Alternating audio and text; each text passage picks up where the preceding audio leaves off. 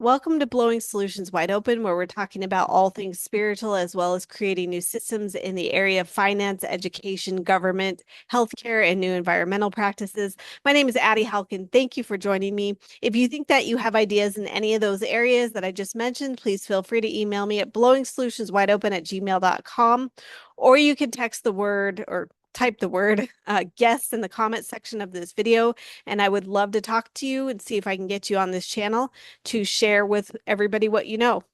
That's what the channel is about. It's about collaboration, it's about connecting, and it's about sharing things that we know will bring solutions to the planet. And it can be big solutions, it can be small solutions. It doesn't matter. It all counts. And if you have ideas around other solutions in areas that I didn't mention, as long as it has to do with helping humanity and helping the planet, I'd love to hear about it. Anyhow, please feel free to like, subscribe, comment, share, all those good things if you want to see more content, especially because it helps to get the alternative information out to the masses. So today I want to talk about another documentary I watched. Apparently, I'm becoming a documentarist. Anyway, this was called The Need to Grow, and it had to do with the soil on our planet. Now, I know that's not terribly exciting.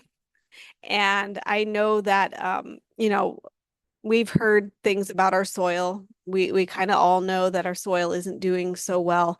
But if you are somebody that has children, or you care about children, or maybe have nieces and nephews, anything of that nature, you're going to want to hear this. I'm going to put the link of the documentary in the description of this video as well as in the comment section so that you can go and watch it yourself. I would recommend it. It's going to be a lot more impactful to hear it in its entirety rather than just my scattered facts that I'm gonna read off. But I am gonna go ahead and read these off. I apologize. I don't really absorb analytical information too easily, so I really have to write notes and do the best I can with that. But I'm gonna go ahead and really kind of tell you some of the things that stood out to me in this documentary. It was pretty powerful. It was kind of an emotional documentary, and it's something that everybody really needs to hear because it affects everyone. I don't care who you are, this affects you. So, today, 70% of our planet's soils have been destroyed. At this rate, the um, Earth runs out of farmable soil in 60 years, mostly due to unsustainable agriculture. Earth has lost a third of its farmable soil in the last 40 years. In the United States, we are losing soil at 10 times the rate that it takes to regenerate it. The opinion of those who created this documentary is that civilization rises or falls based on the quality of its soil. Industrialized farming costs the environment 30 trillion, that's T as in tree, dollars a year. Yet 30 billion, that's B as in bug, tax dollars artificially lower the price of food grown on synthetically fortified toxic soils.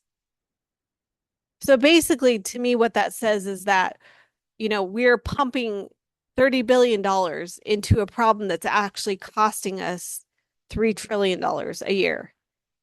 Backwards. I don't get it. Pesticides are linked to the decline of bees. I think most of us kind of know that. We know we have a bee problem. The more you care for the soil, the more food you can grow. So I wrote that down because I feel like, even you corporations need to hear that. The more you treat your soil correctly, the more food you grow, which means the more profit you make. So why are we doing things backwards? Why are we, using these crappy pesticides and fertilizers and all these, using this equipment that tears up our soil? Why? It doesn't even prove to produce more product. Roughly 30 soccer fields of good soil are lost every minute due to the industrial agriculture tilling this land and chemicals. Waste is not an option, and that's got to be a mantra that we adopt.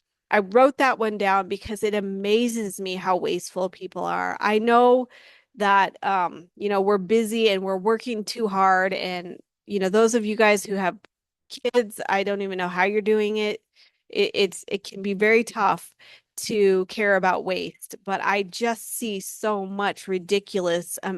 I just can't fathom the amount of waste that we are producing as human beings, and I think that we all need to get better at that. I consider myself a pretty efficient person around waste, and even I notice myself being thoughtless at times. So we really need to start looking at ourselves around how wasteful and thoughtless we can be. Um, one of the things that I think that can help is really looking at an attitude of gratitude. And because when I notice that when I'm grateful, I have no desire to be wasteful. I'm so grateful that I want to use everything in a way that's beneficial, whether it's for me or somebody else. So that is one thing that you can do yourself. You can really start looking at your waste and realizing that there's more than enough for everybody, but we can't be thoughtless about it. We have to really care.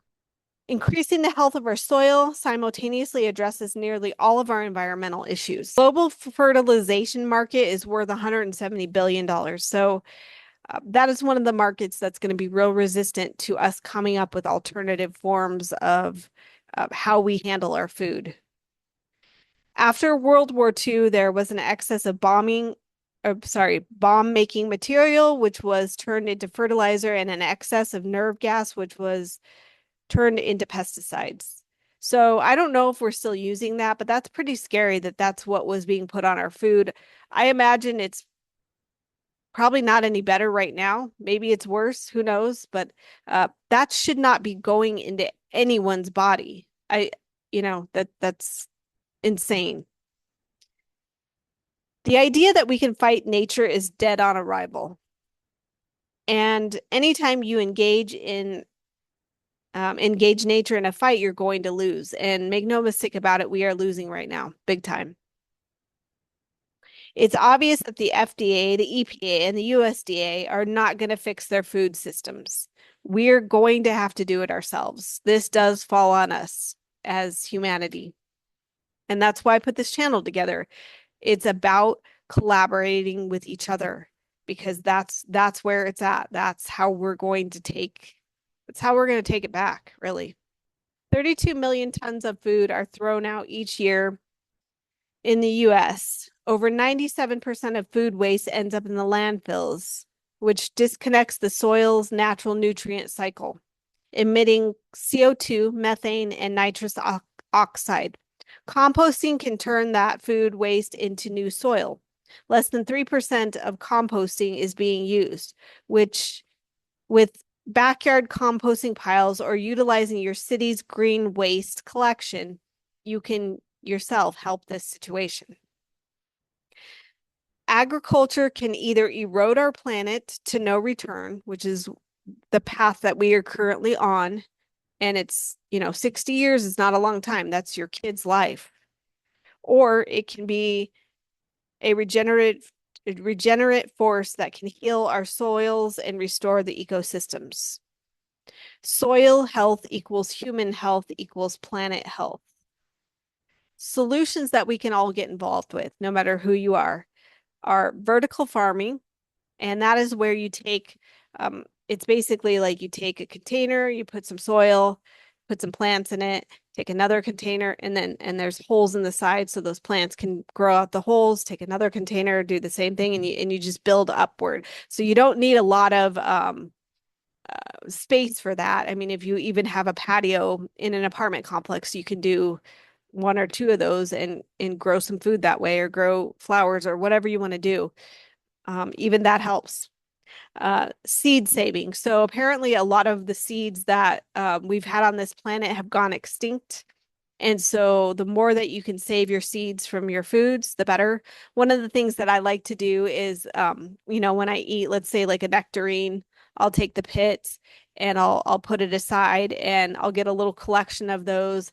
And then, I'll throw those seeds out, in the somewhere in the country, or you can even throw it out a car window, and it doesn't hurt the environment, and you never know, you might get a tree out of it. So that's a really simple thing you can do.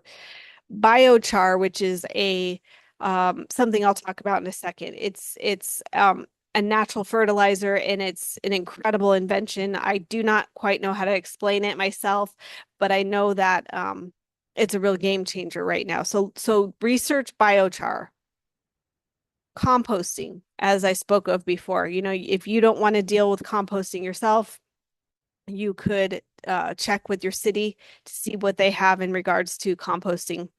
But one of the reasons why that's so important, I never really was a big, I was honestly never that interested in doing composting until I watched this video.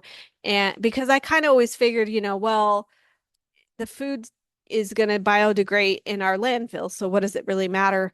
But apparently that's not what happens. Apparently, you know, when it's sitting in the landfill, it just kind of rots and it produces CO2 into the air as well as nitric oxide and methane. And I think that none of those chemicals are really a bad thing. It's just they more belong in the soil, not so much in the air. And so we just need to start putting things where it belongs, because everything's really out of balance, and it's because of the way that we've been operating. The other thing in this documentary that I watched is that it showed about three different stories of groups of people who are really working hard to shift the soil situation, because it is a big one. And one of the people that really stood out to me is his name is Michael Smith, and he what he did is he figured out how to write code to talk to nature. And I don't exactly know what this looks like, but basically he's able to write code, talk to nature, and have nature tell him what it needs to maximize its gift to us. He figured out how to close that eco-cycle loop, and not many people have figured that out. So that's pretty impressive. He built a what was called a biodome in, I believe, Montana. And this thing looks like a pyramid. And I think that's probably where he utilizes that code, is in this biodome. And it was, you know, the biodome was full of plants and algae and, let's see, algae and um biochar. And the algae and the biochar used together create a very natural fertilizer. And he was growing plants that are just incredible, very healthy. Uh, the other thing about the biochar algae mix is that it's basically doing what nature itself would take 400 years to do in but this mixture that he created, this situation that he created in his biodome, it's doing that in 4 to 5 days. So he's found a way to speed up these natural processes from 400 years to 4 to 5 days. So powerful and so needed right now. I know that I'm not doing a great job of explaining what it is. That's because I can barely understand it myself. But he built this biodome, and then in 2015, that biodome magically caught on fire. And I know that he has rebuilt it. I don't know to what extent. I don't think he has the funding that he needs to fully push it forward again. But this is what happens with these people that create incredibly powerful systems that you know, threaten those that make a lot of money off us for really bad reasons. And so um, you know, I don't know for sure what happened with that, but it's my guess. And so this is kind of what this documentary is about. There was another man that they mentioned named oh, what was his name? Eric Cutter, and he's a some kind of physicist, very smart man. He created what was called Allegra Farms out in California, and it was this big farm that had amazing plants and vegetables, and their business was to cut the plants and vegetables and have those plants and vegetables delivered to businesses that, you know, took put in orders with them within an hour, so that people were getting super fresh produce within the hour. And he also was using biochar in his soils, which was making um, you know, making everything better, making everything really good for people. And so he was also asked to leave the farm that he produced in California. He was asked to move. They wanted to put in ice skating rinks. So these people that come up with cutting edge ideas and have really helpful um, businesses for moving things forward, they often get messed with. They often have challenges that they just have to deal with. And so I know that those two guys have been set back a lot. If anybody's watching this that has money, look into either one of those guys, especially Michael Smith, because the thing is that if we were able to duplicate that biodome that he created in Montana and put those things all over the place, game changer. Because not only did the biodome produce incredible crops and at a super rapid speed, but the other thing that it did is it created enough sustainable energy to power about 100 homes. So if you have a whole bunch of biodomes all over the country and each one of them can power 100 homes, that's pretty powerful. You know, it's all natural energy, not anything beyond that. So, anyways, this is kind of what this documentary was about. I would definitely watch it because this is your future, and especially it's your kids' future. And the soil on our planet is boy, it's rough right now. It's one of the biggest things that we are facing in the moment. And so I know for me, I'm just gonna work on those small little things like the composting and I'm gonna research biochar, and I'm gonna um, make sure that I don't know, what else did I say? Vertical farming, might look into some of that, things of that nature, seed saving. Um, Whatever you can do is helpful. It's going to be the little efforts. It's going to be each individual person who really helps turn this tide. I don't think there's going to be some massive movement, at least not at this point. But if we can all start doing our part, we're going to see some changes. And again, the clock is ticking on this, so you're going to want to look into this. All right, thanks for watching, and I will see you on another video. Take care.